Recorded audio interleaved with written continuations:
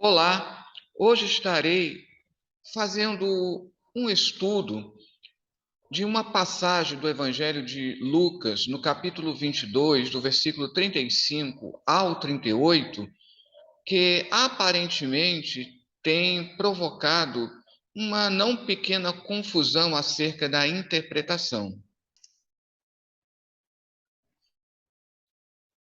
E a confusão que aparentemente gira em torno dessa passagem pode ser resumida nessa pergunta: Jesus ordenou comprar espadas e vamos fazer uma análise retórica dentro dessa passagem. Essa passagem, conhecida por Fitzmyer simplesmente como as duas espadas, e assim também ela é conhecida na versão de Almeida, é um dos materiais exclusivos de Lucas, não compartilhado por nenhum outro dos evangelhos. E exatamente por ser exclusivo de Lucas, essa menção inesperada da espada torna, a princípio, essa passagem de difícil interpretação. Para Noland, essa perícope deve ser intitulada Novas Regras para um Tempo de Crise, o que, de uma certa forma, concorda com a apreciação da Bíblia de Jerusalém, a hora do combate decisivo. Apenas lembrando que todos esses títulos não são originais, são colocados pelas editoras, pelos comentaristas.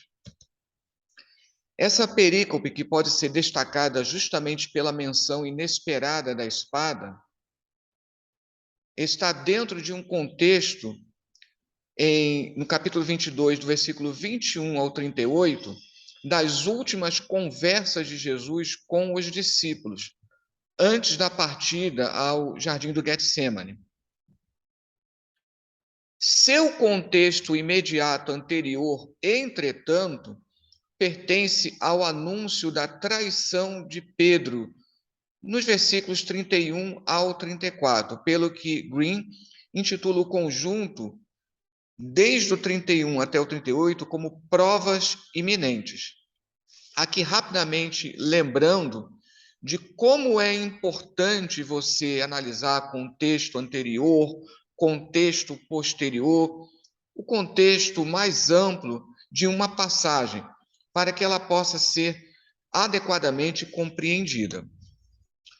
Segundo Meinet, entretanto, a perícope de Lucas 22, do 35 ao 38, pertence mais adequadamente a uma sequência que abrange ao todo 5 passagens dentro do contexto que vai do versículo 14 ao 38, numa disposição quiástica.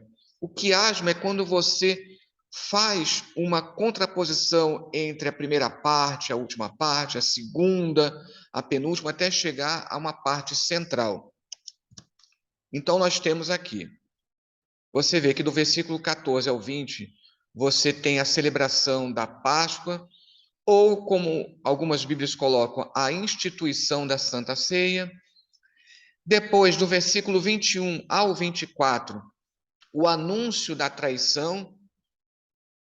No meio, na parte central, o discurso acerca do serviço, que vai do versículo 25 ao 30. Depois, um novo anúncio da traição.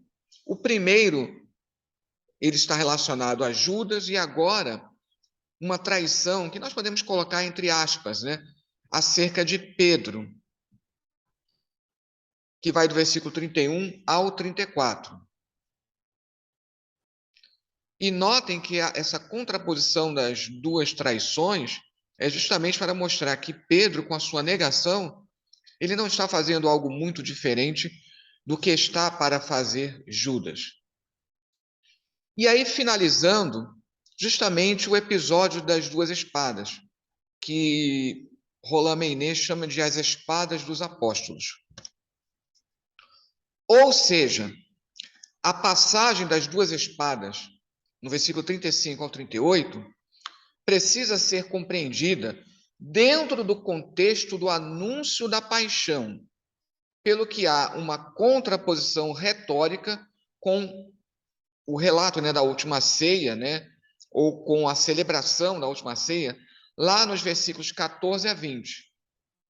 Como o João Ferreira de Almeida já intuíra na primeira edição de sua tradução em 1681, em nota de cabeçalho, quando ele diz assim: e prediz-lhe a sua caída e aos outros seus instantes males. Tanto ali do 14 ao 20, como aqui do 35 ao 38, as duas passagens anunciam um novo tempo, a partir desse momento no versículo 18 e agora, em vez disso, no versículo 36. E também uma realização, que seja cumprido no versículo 16 e venha no versículo 18, e a questão do cumprir duas vezes no versículo 37.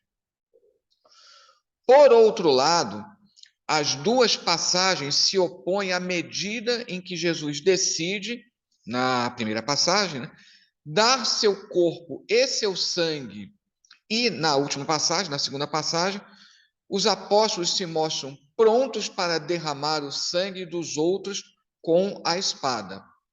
Então, vejam como aqui essa contraposição ela já se torna importante para começar a compreender mais adequadamente essa passagem do versículo 35 até o 38. Agora, vamos à análise retórica. Primeiramente, nós temos aqui nos versículos 35 ao 36, duas afirmações de Jesus, começadas com disse-lhes. E no meio você tem aqui a declaração curta, simples dos apóstolos. Então, observe, disse-lhes, quando vos enviei sem bolsa, sem alforje, nem sandálias, vos faltou alguma coisa? Disseram, nada. Aí no versículo 36, disse-lhes, mas agora, quem tem uma bolsa, tome-a, bem como um alforje. E quem não tem espada, venda a veste e compre espada. Observe aqui. Como a declaração dos discípulos, dos apóstolos, é bem curta e se resume a essa expressão aqui, nada. Primeiro, Jesus faz uma pergunta. Faltou alguma coisa? Então, é importante essa pergunta aqui. E aí, no versículo 36, uma declaração que aparentemente é surpreendente da parte de Jesus, em que você faz uma contraposição. Quem tem, quem não tem, tome, venda, e depois essa contraposição entre o alforje e a espada. No versículo 37, nós temos aqui uma declaração escriturística. Pois eu vos digo, esta escritura deve cumprir-se em mim. E com os malfeitores foi contado.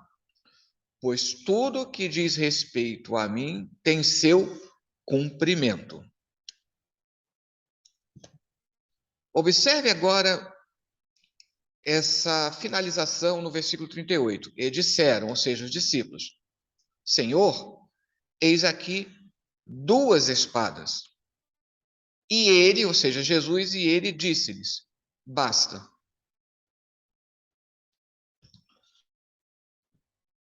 A disposição, então, desses 4 versículos, são duas partes do diálogo entre Jesus e os discípulos. Então, um primeiro diálogo lá nos versículos 35 e 36, e depois no versículo 38, que enquadra uma declaração de Jesus no versículo 37, introduzida pela forma de insistência e apreciação, eu vos digo. Essa primeira parte, lá no nos versículos 35 a 36, ela é concêntrica. Por que concêntrica? Porque ela vai emoldurar uma declaração dos discípulos que se encontra lá no finalzinho do versículo 35. Estão introduzidas por duas frases idênticas da história, lá no início do versículo 35 e no início do versículo 36, as duas palavras de Jesus, lá na parte B e C do versículo 35 e na parte B do versículo 36, que elas contrastam, né, com o tempo passado, quando vos enviei, e o novo tempo, mas agora. Bolsa e aforge do versículo 35 na parte B devem ser levados no versículo 36 na parte B. E no centro dessa primeira parte, na parte D do versículo 35, a resposta é brevíssima dos discípulos. A segunda e última parte, lá no versículo 38, mais curta que a primeira, contrasta em paralelo a proposta dos discípulos e a resposta de Jesus. As duas recorrências de espadas desempenham o papel de termos médios, mas tem que ser observado que lá no versículo 36, Jesus fala de uma espada, e aqui no versículo 38, os discípulos falam de duas espadas. No centro da passagem, a parte central, lá no versículo 37, uma breve citação do profeta Isaías, que é emoldurada por dois membros, onde em mim e a mim correspondem-se dentro desse quiasmo, assim como cumprir, telestenai, e cumprimento, telos, que são pertencentes à mesma raiz, que formam, então, um perfeito paralelismo. O que mais intriga aqui nessa passagem é que, num primeiro momento, parece haver uma polemização da colocação claramente pacifista que nós temos, por exemplo, em Mateus 26, 52, quando quando Jesus diz para os discípulos, depois de uma tentativa de defendê-lo usando a espada: embainha a tua espada, porque aqueles que vivem pela espada perecem ou morrem pela espada. Mas não é somente com, por exemplo, essa passagem de Mateus. Ainda mais parece haver uma mudança ou uma aparente contradição em relação ao que o próprio Lucas já havia posto em 9:3 e mais especificamente em 10:4. Ou seja, ali nessas passagens, Jesus tinha deixado bem claro, de maneira categórica, que não era para levar bolsa, alforge. E aqui parece haver essa mudança de planos e até mesmo uma contradição, como se Jesus, entre aspas, estivesse mudando de posição. E isso aqui gera até um debate, que eu não vou entrar em detalhes aqui, para não alongar por demais o vídeo, né? Cria um debate sobre a origem dessa tradição aqui, nesses 4 versículos em Lucas. Mas isso pertence ao método histórico crítico e a um debate de crítica redacional, que eu não entrarei em detalhes aqui. Em todo caso, o equipamento mencionado no versículo 35 é importante tanto para o trabalhador quanto para o viajante. E a menção da espada no versículo 36 faz pensar no soldado, pelo menos à primeira vista. Pensando em termos históricos, lembrando que o Evangelho de Lucas tem essa organização com a preocupação de um processo histórico. É o mais histórico, digamos assim, dos 4 evangelhos. O evangelista aqui distinguiria 2 épocas, uma época de paz e outra de guerra. Então, lá nos capítulos 9 e 10, seria a época de paz, e agora aqui, aparentemente, a época de guerra. Para Lucas, o que espera os pregadores cristãos é mais a evangelização mundial, que pode enfrentar dificuldades, pode enfrentar contraposições e até perigos, do que a missão específica em Israel, conforme lá no capítulo 9. Mas diga-se de passagem que mesmo no território de Israel, nos seus arredores, haverá dificuldades e até mesmo martírio, como depois será demonstrado na continuação em Atos dos Apóstolos. Embora alguns pensem na espada como uma exigência literal, como ainda pondera um artigo recente, de 2018, de Madison, é difícil ver o assunto assim, tendo em vista o ensino geral de Jesus e da sua recusa específica em deixar que um dos discípulos usasse a espada, lá na continuidade, no versículo 51. Assim, as palavras seriam irônicas ou mais provavelmente figuradas. Deixa eu só ponderar algumas questões aqui. Primeiro, essa passagem é considerada difícil. Ao longo dos anos, a maioria tem pendido para essa interpretação que ficaria entre o irônico e o metafórico ou figurado. Então, a espada seria aqui uma alusão irônica ou figurada. E alguns, embora não sejam muitos, falariam aqui de uma exigência literal. Diga-se de passagem que desde a antiguidade, desde a época dos padres da igreja, que se fala de uma espada aqui metafórica.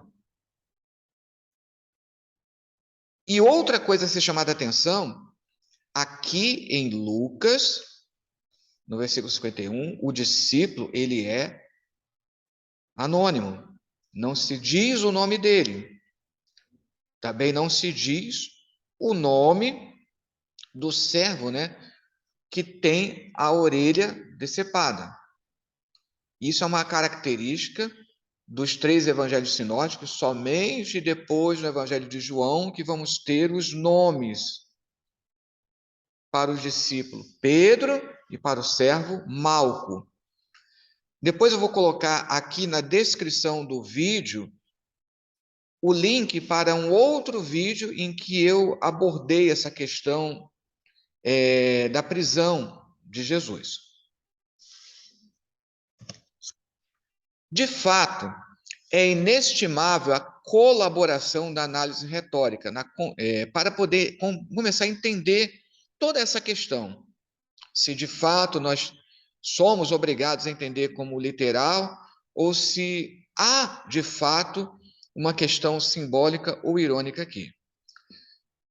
Então, observem que lá atrás nós vimos que os versículos 35 e 36 formam uma primeira parte.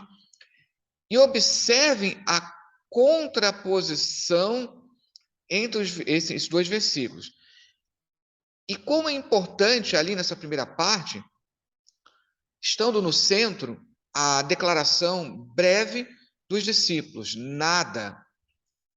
Eu já abordei em outros vídeos, e um vídeo em que eu explico a questão da análise retórica, como a parte central ela sempre é determinante para a interpretação de qualquer passagem bíblica. E esse nada, ali no finalzinho do versículo 35, lembra o Salmo 23. O Senhor é meu pastor, não me falta nada.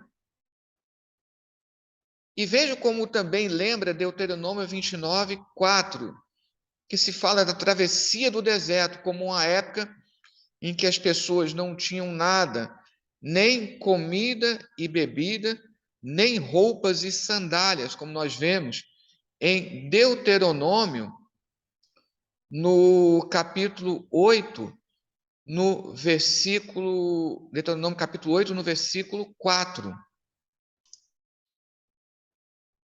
Observem aqui o contexto desde o versículo 3. Ele te humilhou e te deixou ter fome e te sustentou com o maná que tu não conhecias, nem teus pais o conheciam, para te dar a entender que não só de pão viverá o homem, mas de tudo o que procede da boca do Senhor viverá o homem. Nunca envelheceu a tua veste sobre ti, nem se inchou o teu pé nestes 40 anos.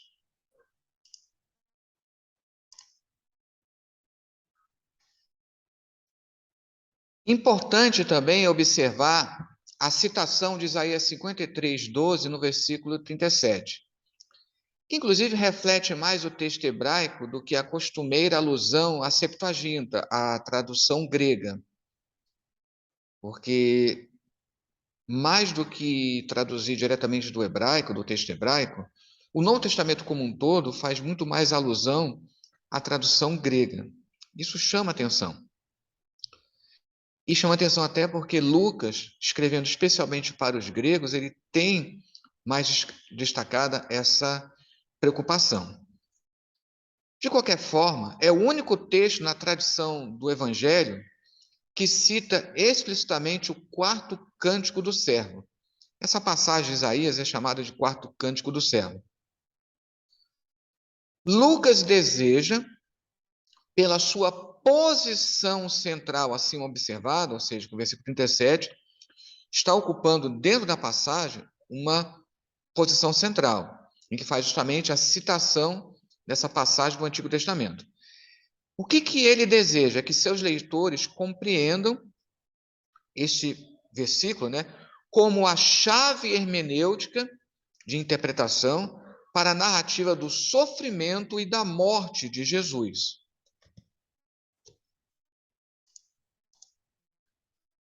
O apelo de Lucas a Isaías no versículo 37, inicialmente, enfatiza a participação de Cristo nos pecados da humanidade. Mas, aos seus olhos, Jesus coloca-se lado a lado com os pecadores.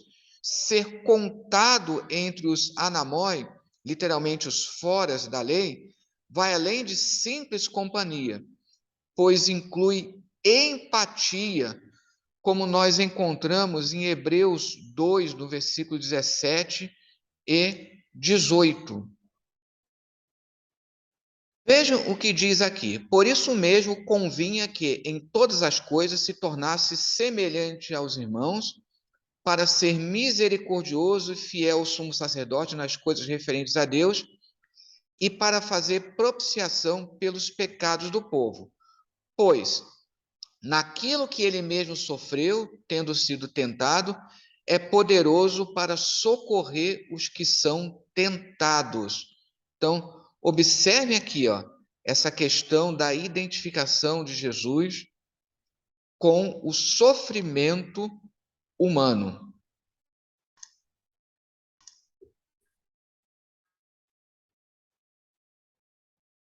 A oposição virá ao ponto de Jesus ser contado entre os transgressores pelas autoridades.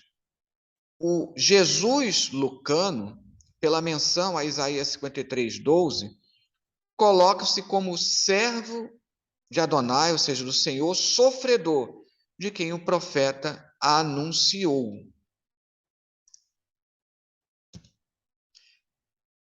É importante ainda ler o versículo 36 sem separá-lo do versículo 37. Nesse versículo, Jesus diz, citando Isaías 53:12, que ele será contado entre os criminosos. Esta declaração bíblica será confirmada ao longo da paixão.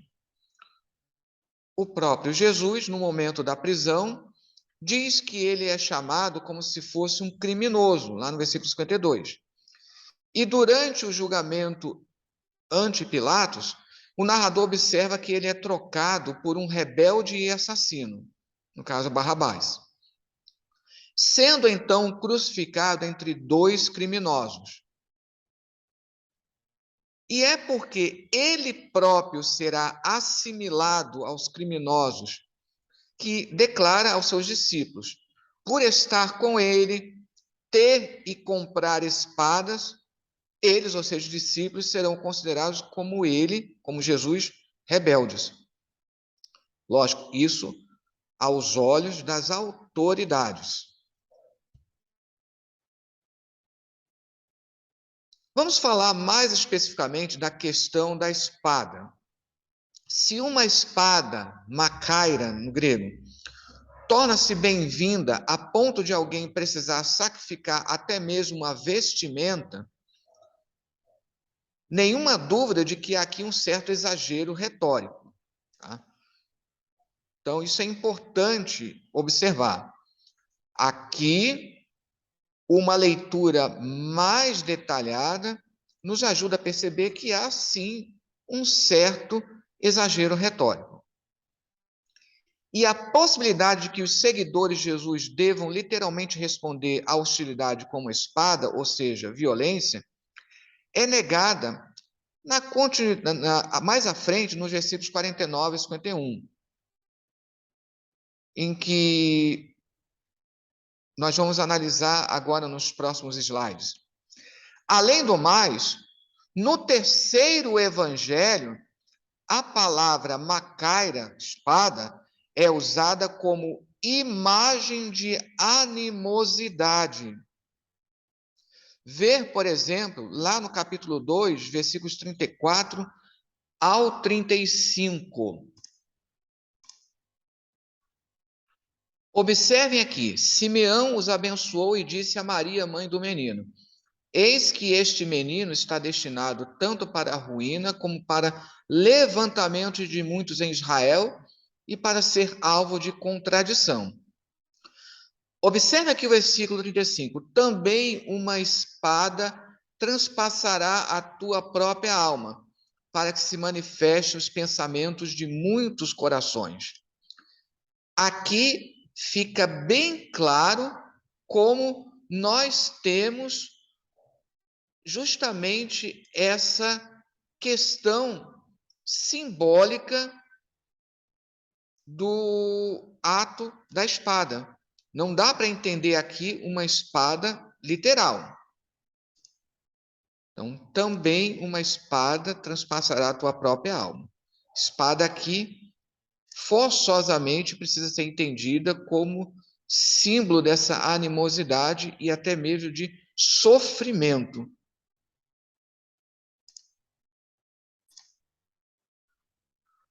Não obstante, lá no versículo 49, os discípulos perguntam a Jesus pelo uso da força.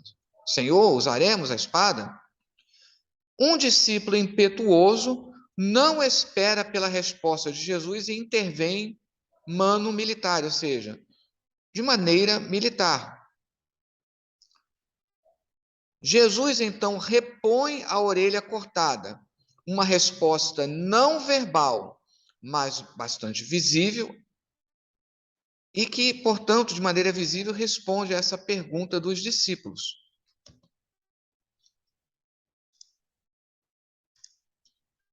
Em Mateus 10, 34, o uso da espada é obviamente figurado.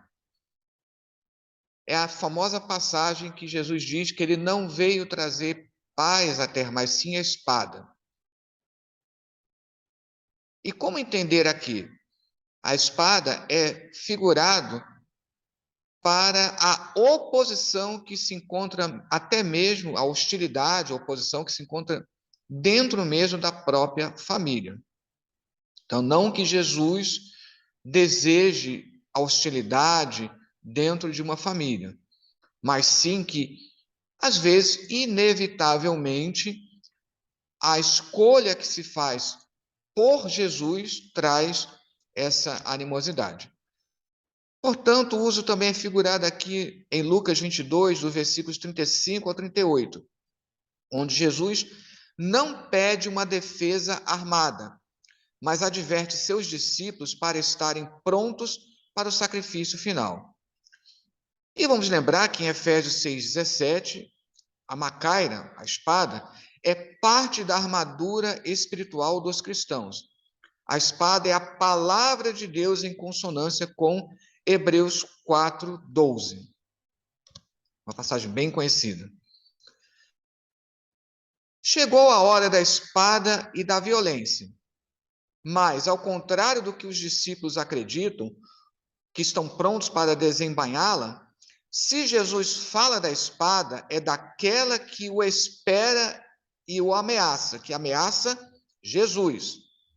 O servo de Adonai, ou seja, o servo do Senhor, que ele convoca não é o açougueiro, mas a ovelha levada ao matadouro e que não abre a boca. O fim de Jesus está se aproximando. Será tão violento quanto o da vítima levada ao sacrifício.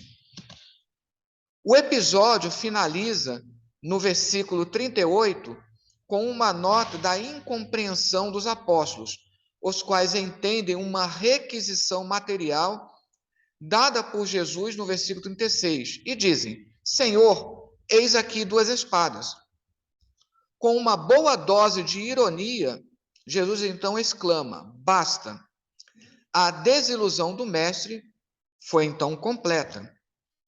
Suas palavras e canon estim devem ser traduzidas como basta, como nós encontramos na Almeida atualizada, na nova tradução na linguagem de hoje, ao invés de é suficiente, como nós encontramos na Bíblia de Jerusalém, a NVI, a nova versão internacional, pois constitui uma expressão de exasperação.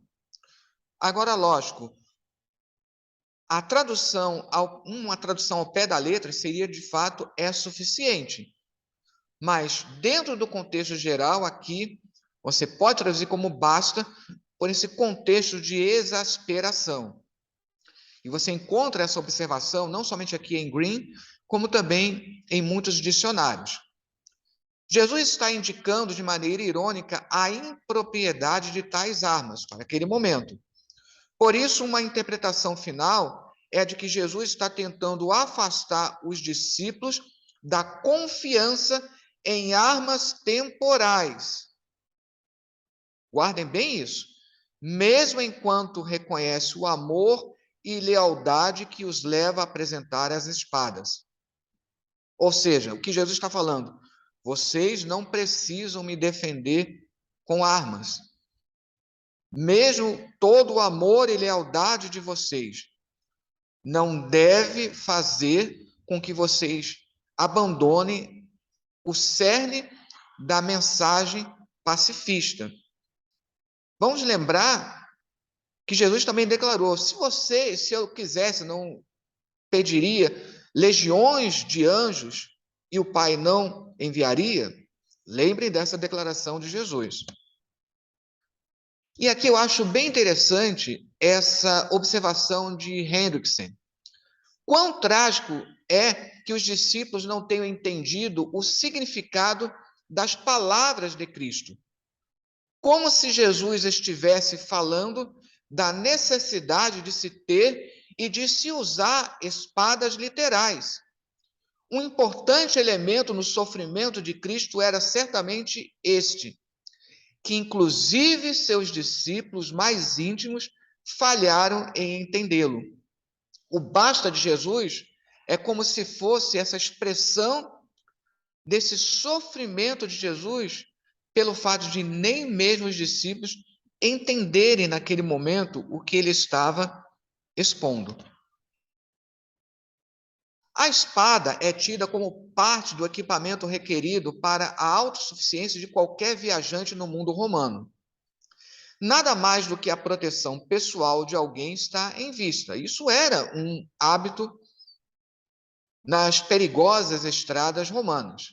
Mas não se deve pensar nas espadas sendo usadas para defender pessoalmente Jesus, ou mesmo, talvez, numa batalha escatológica antecipada. A famosa luta da luz contra as trevas.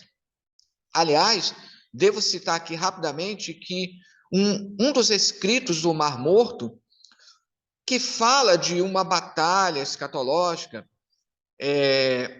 entre a luz e as trevas, fala não nos filhos da luz pegando em armas, mas em anjos para defendê-los, que é justamente o chamado, rolo da guerra, que foi encontrado dentro das cavernas de Qumran. Assim, esta passagem não possui nenhuma tendência zelota da parte de Jesus. Tem até um comentarista que tentou associar Jesus a um sentimento, mesmo sentimento dos zelotes. Não há essa tendência aqui. E as suas palavras devem ser entendidas no sentido simbólico, ainda que não no mesmo senso espiritualizado absoluto da armadura de Efésios 6. Que Lucas não contradiz o posicionamento pacifista de Jesus encontra-se na reprodução da entrada triunfal de em Jerusalém, lá no capítulo 19. A menção da montaria em jumentio e não em cavalo demonstra isso, ainda que não haja citação de Zacarias 9:9. Aliás, vou deixar aqui na descrição do vídeo, um link para esse vídeo em que eu faço uma pregação em cima de Zacarias 9. Apesar de não usar Zacarias 9, alude ao próprio evangelho sobre Lucas, lá no capítulo 2, no versículo 14, que, por sua vez, ecoa o Salmo 148, no versículo 1, enfatizando a palavra paz. Só para nós encerrarmos aqui, por que apenas Lucas cita essa passagem? Aqui vamos levantar algumas hipóteses. Dentro da sua proposta historiográfica, Lucas ele reproduz muito da historiografia lá do Antigo Testamento, ainda que levemente adaptada à historiografia grega, mas na verdade ele reproduz e muito a chamada história deuteronomista. Então, por conta disso, talvez haja uma deliberada polêmica contra os sicários que foram responsáveis pelo desastre da revolta contra os romanos lá no ano 70. Ou seja, não adiantou os sicários usarem a espada, a violência, eles não conseguiram restabelecer a liberdade do povo de Israel com relação a Roma. E que poderiam ser, ainda que sutilmente, comparados ao zelo extremo dos macabeus, ainda que esses sejam tidos como heróis nacionais. A menção única de Emaús, lá no capítulo 24, no versículo 13, encontra paralelo apenas na famosa batalha ocorrida neste local, que é descrita lá no primeiro livro dos Macabeus, desde o capítulo 3, versículo 38, até o capítulo 4, no versículo 27. Mas diga-se de passagem que ali é possível que mais de uma cidade ou de uma localidade, conhecida como Emaús, seja descrita. E Emaús ainda vai ser descrita ainda, dentro do primeiro livro de Macabeus, no capítulo 9. De qualquer forma, isso demandaria um outro estudo, mas aqui levanta-se uma possibilidade. Espero que esse vídeo tenha ajudado a esclarecer essa questão. E aqui eu encerro com uma colocação pastoral. Nunca, independente de nossas convicções particulares, de nossas paixões particulares, nunca podemos esquecer disso. O cerne, a essência da mensagem de Jesus sempre foi e sempre será pacifista. Que Deus a abençoe.